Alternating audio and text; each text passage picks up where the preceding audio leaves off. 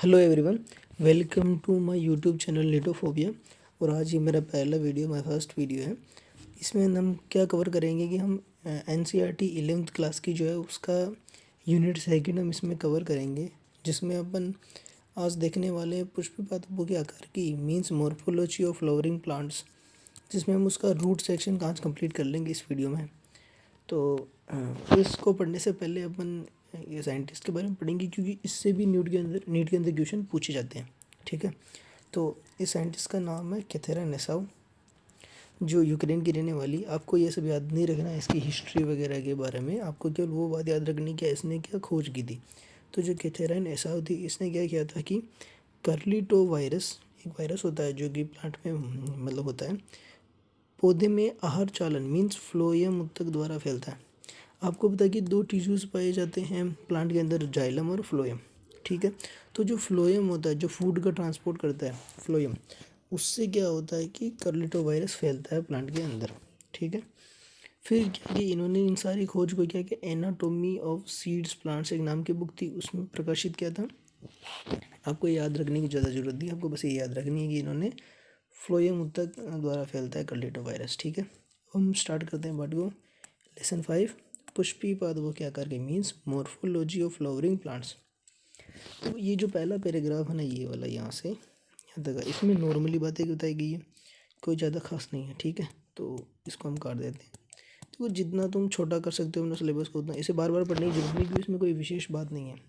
ठीक है, हम स्टार्ट करते हैं। जो मेन अपना आज का टॉपिक वो क्या है, रूट। ठीक है, तो अब यहाँ पर हम स्टार्ट करेंगे। अधिकांश द्विबीजपत्री पादपों में मूलांकुर के लंबे होने पर प्राथमिक मूल बनती हैं, जो कि मिट्टी में उगती हैं। ठीक है, इसमें पार्श्व मूल होती हैं, जिन्हें द्वितीयक और तृतीयक मूल कहते हैं। कहना क्या चाह रहा है, जैसे कि कोई शीट है, माना कि आपके पास ये शीट है, तो इसका एक अपर पोर्शन होगा और एक लोअर होता है। तो ये ऊपर वाला क्या कहलाता है, प्रांकुर, और नीचे वाला होता है मूलांकुर। ठीक है, तो जो मूलांकर है, इसके इलोंगेशन के थ्रू जो रूट बनती है उसे बोलते हैं प्राइमरी रूट। ठीक है, और इसके बाद में और मूल निकलती है, जैसे क्या बोलते हैं, सेकेंडरी, और इसके और निकलेगी उसे क्या बोलेंगे, टर्शरी रूट। ठीक है, ये कुछ इसने बताया। और यही रूट जो है अधिकांश डाइकोट प्लांट्स मीन्स द्विबीजपत्री पादपों में पाई जाती है। ठीक है, तथा प्राथमिक मूल तथा इसके शाखाएं मिलकर के मूसला मूल, मतलब ये जो पूरा सिस्टम का बना है, जैसे कि यहाँ बताऊँ मैं, जैसे ये मतलब ग्राउंड लेवल है, ग्राउंड लेवल के नीचे प्राइमरी, सेकेंडरी और टर्शरी। ये जो आपका पूरा एक सिस्टम बना है, इसे क्या बोलते हैं अपन, टैप रूट बोलते हैं, टैप रूट बोलते हैं। ठीक है, और इसका एग्जांपल देख, इसने बोला कि अधिकांश द्विबीजपत्री पौधों में चाहिए थी, तो उसका एग्जांपल क्या हो गया, सरसों हो गया।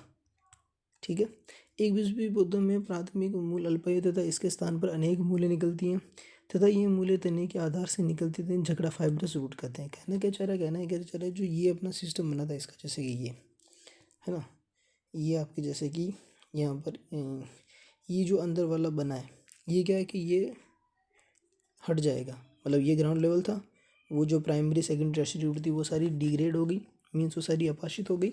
और अब क्या हुआ कि कहीं सारी ऐसी छोटी छोटी रूट निकल जाएगी, ऐसे ऐसे कहीं सारी रूट निकल जाएगी। इन्हें क्या बोलेंगे, इन्हें फाइब्रस रूट बोलते हैं। ये किस में पाई जाती है, गेहूँ में पाई जाती हैं। ठीक है, अब इसके बाद में कुछ पौधों जैसे कि घास, बरगद में मूल मूलांकुर की बजाय पौधे के अन्य भाग से निकलती है। इन्हें अपस्टैंडिंग एडवेंटिशियस रूट कहते हैं। देखो, घास भी एक तरीके की फाइब्रस रूट का वाला एग्जांपल ही हो गया, क्यों, पौधा भी क्या होता है, गेहूँ क्या होता है, वो भी घास ही होता है।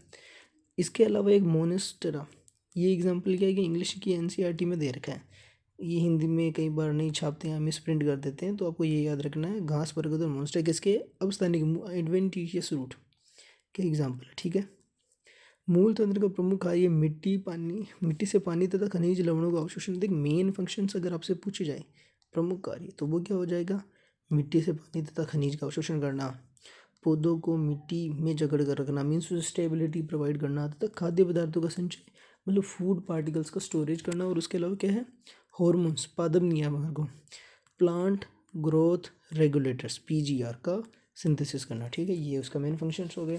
क्योंकि इसके अलावा भी इसके कई सारे मॉडिफिकेशंस होने के बाद में और भी कई सारे फंक्शंस आ जाते हैं। ठीक है, जैसे कि अगर आप नॉर्मली मैं एक एग्जांपल दूँ, यहाँ पर एक एग्जांपल इसे प्लांट का दिया गया है, पुष्पी पादपों के भाग का।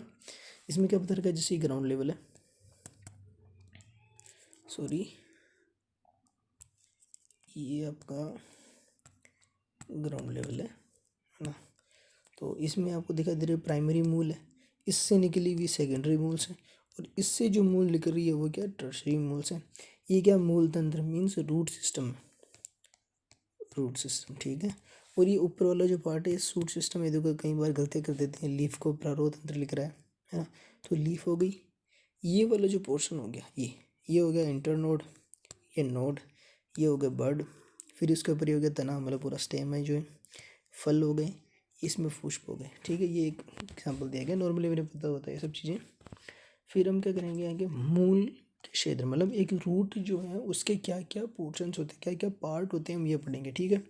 तो उससे पहले ये जो 3 डायग्राम दिया समझा दूँ मैं आपको। मैंने अभी बताया था कि जैसे कि ये ग्राउंड लेवल हो गया, तो इसके नीचे कई सारी रूट ऐसे निकल रही हैं, तो ये क्या होगी, फाइब्रस हो गई, ये क्या होगी, मुस्ला मूल हो गई। देखो ये प्राइमरी है, फिर ये सेकेंडरी निकल रही है, पार्श्व मूल्स निकल रही है, मतलब साइड रूट्स निकल रही है। ये मेनली किस में कहीं पाई जाती है, एक तो डाइकोट में और एक जिम्नोस्पर्म्स में पाई जाती है। जिम्नोस्पर्म का भी करेक्टरिस्टिक करेक्टर है, ठीक है।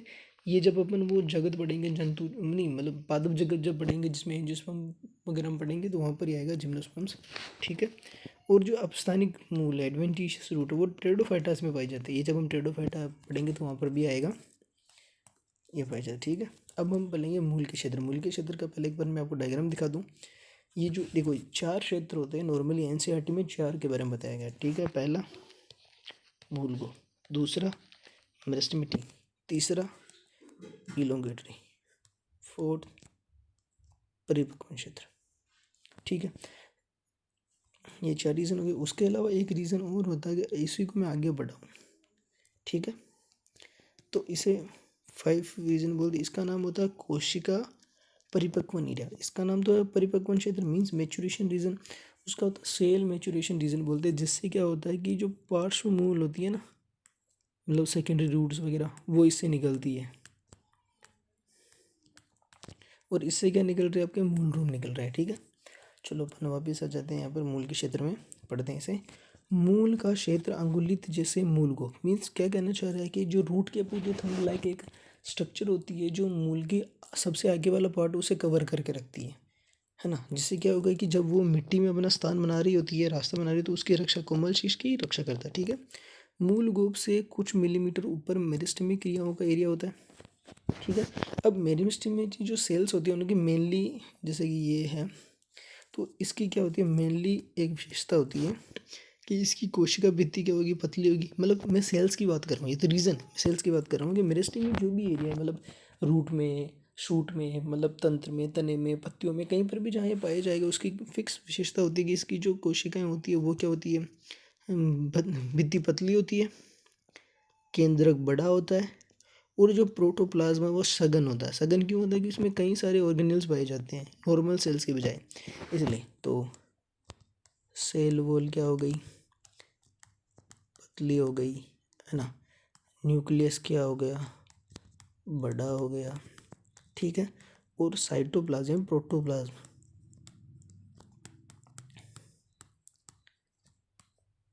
सघन हो गया, ठीक है। ये कुछ इसके करेक्टरिस्टिक रहेंगे। तो यहाँ पर थे अपन, तो ये देखो इस क्षेत्र की कोशिका बहुत छोटी, स्मॉल साइज की होती है, उसकी भित्ति पतली होती है, सघन प्रोटोप्लाज्म होता है, और न्यूक्लियस बड़ा होता है। इसमें नहीं लिखा हुआ लेकिन वो भी इसका करेक्टरिस्टिक होता है। उनके बारे में, उनमें बार बार विभाजन देखो, मेरिस्टेमी एरिया वो है जब बार बार विभाजन होगा, ठीक है। इस क्षेत्र के जस्ट पर समीप स्थित कोशिकाएं शीघ्रता से लंबाई में बढ़ती है और मूल को लंबाई बढ़ाते हैं। इस क्षेत्र को दीर्घ इलोंगेशन एरिया, नाम से ये इलोंगेशन, इलोंगेट हो रही है ना। तो इसके जस्ट ऊपर जो ये एरिया था, इसके जस्ट ऊपर ये वाला एरिया था, इसे दीर्घ इलोंगेशन एरिया बोलते हैं। इसमें क्या होती है, सेल्स है ना लंबाई में जल्दी जल्दी ग्रोथ करती है। अब क्या होती है, जैसे जैसे लंबाई में ग्रोथ करके एक फिक्स टाइम आएगा जहाँ पर जाकर के ये क्या हो गई, ये रुक जाएगी इनकी ग्रोथ, मीन्स ये मैच्योर हो जाएगी। उसके बाद में इसकी साइज में ज़्यादा डिफरेंस नहीं आएगा, ठीक है। तो उस एरिया को हम क्या बोल देंगे, परिपक्वन एरिया, ठीक है।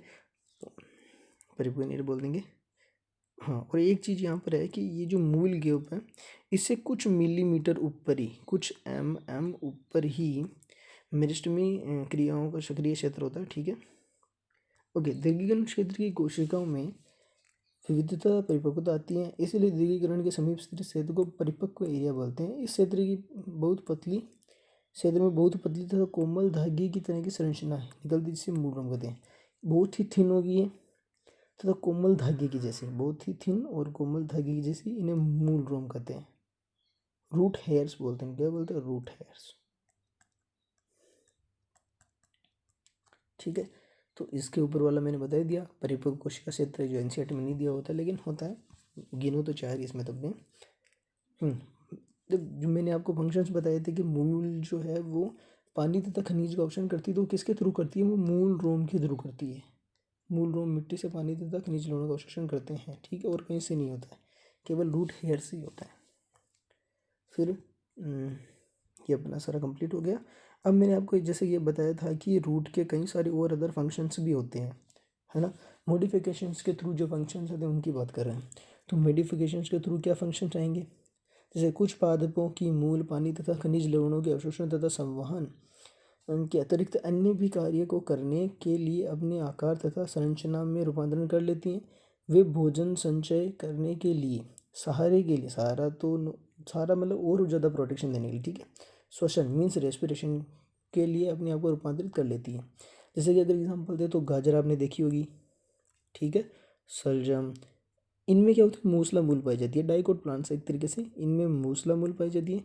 जो शकरकंद होता है उसमें अपस्थानी मूल पाई जाती है, जो भोजन को संग्रहित करने के कारण फूल जाती है। ठीक है, इसका एग्जांपल मैं आपको डायग्राम दिखाता हूँ। ये रहा, ये दोनों क्या है? मूसला मूल है, मतलब टेप रूट है एक तरीके से। और ये कौन सी है? अपस्थानिक, है ना। देखो आपने सलजम का नॉर्मली देखा होगा, ऐसे कुछ होता है, उसकी बेल होती है, उसके बेल में यहाँ पे ऐसे ऐसे सलजम लगे होते हैं। ठीक है, ऐसे कई सारे सल, तो ये क्या हो गया एक तरीके से? ये उसका तना हो गया, और तने से कई सारी रूट्स निकली हुई है एक तरीके से। तो ये अपस्थानिक होगी। मतलब कहा गया था ना कि मतलब मूलांकुर जो है उसके अलावा कहीं से भी अगर मतलब वो निकलती है रूट, तो उसे हम क्या बोलते हैं? अपस्थानिक बोलते हैं। तो ये तना है और तने से निकल रही है, ना कि मूलांकुर से। मूलांकुर से निकली हुई जड़ क्या हो गई? अपस्थित हो गई। ठीक है, तो ये हो गया अपना शकरकंद। ठीक है, और फिर इसमें एक एस्पेरेगस का एग्जांपल दिया गया है। एस्पेरेगस भी क्या होता है कि एडवेंटिशियस रूट का ही एग्जांपल, मतलब अपस्थानिक रूट का ही एग्जांपल है। इसमें क्या होता है कि ये भी देखो आपको नोड्यूल्स की तरह, मतलब घाटों की तरह यहाँ पर जैसे दिखाई दे रही होगी। ये क्या है? ये भी एक फूड स्टोरेज का फंक्शन है इनका, ये भी इसमें पाई जा रही है। ठीक है, तो पहला तो संग्रहण हो गया, एज जो इस पूरा पार्ट है, और दूसरा श्वसन, इसका हम ऊपर पढ़ेंगे। इसमें क्या है कि तो यहाँ से पढ़ते हैं अपन। अब देखो और भी है कुछ रूट्स, जैसे कि क्या आप इसी प्रकार के कुछ अन्य उदाहरण देते हो? क्या आपको कभी देखकर आश्चर्य नहीं हुआ कि बरगद से लटकती हुई संरचना उसे सारा देती ने प्रोप रूट्स कहते हैं। मतलब देखो यहाँ पर भी जो ये तना है, ये जो तने हैं, मतलब जो शाखाएं हैं तने से निकली हुई, इससे रूट्स निकल रही हैं। ठीक है, इससे ये रूट निकल रही है। तो ये जो इससे रूट निकल रही है इनसे क्या बोलते हैं? प्रो फ्रूट बोलते हैं। ये सहारे देने के लिए होते हैं, मेनली सहारे के लिए। ठीक है, तो बरगद को फाइकस बोलते हैं। ठीक है, ये भी एक एडवेंटिशियस रूट का एग्जांपल है।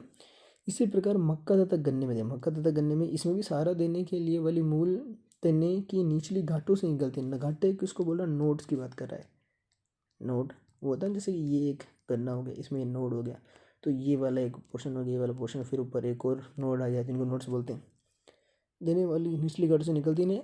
अवस्थम मूल गलत है, अवस्थम मूल नॉर्मली पर रूट्स को बोला जाता है, ये गलत लिख रखा है यहाँ पर, इसको स्टिल्ट रूट बोलते हैं।